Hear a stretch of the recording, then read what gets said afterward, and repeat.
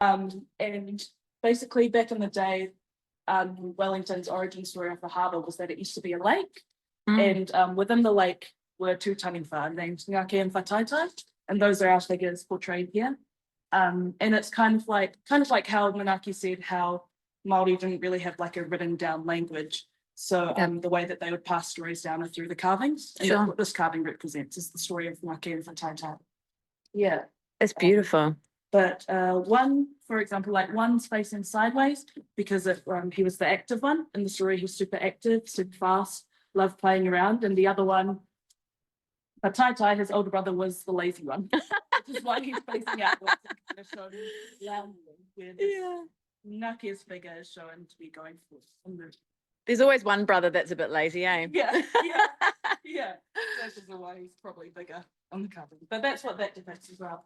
And that's one of the mythical creatures that is really interesting and also really popular in Māori and Polynesian myths. Yes. And would be something worth probably researching if you're interested in supernatural stuff. So there's a lot of stories of sea creatures like, sea serpents, dragons over in the States as well. Yeah. You've got Ogopogo, which is kind of like one of the, like almost probably Taniwha, like with the humps and that sort of stuff. And then you've got another one which is kind of like the plesiosaurus, like the Loch Ness monster. Yeah. So kind of those two different sort of ideals. So yeah, it's quite interesting when you make these connections that in fact there's these stories that are global. And 100%. Yeah. So we love it. Cool.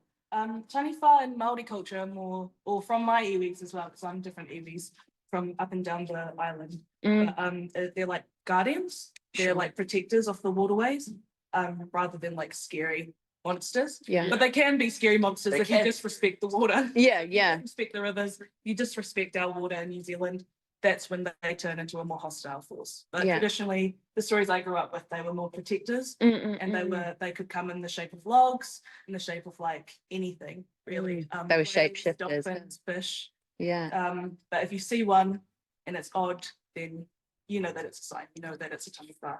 Wow, cool. Yeah. But, have you ever seen a Taniwha? Have you had an encounter?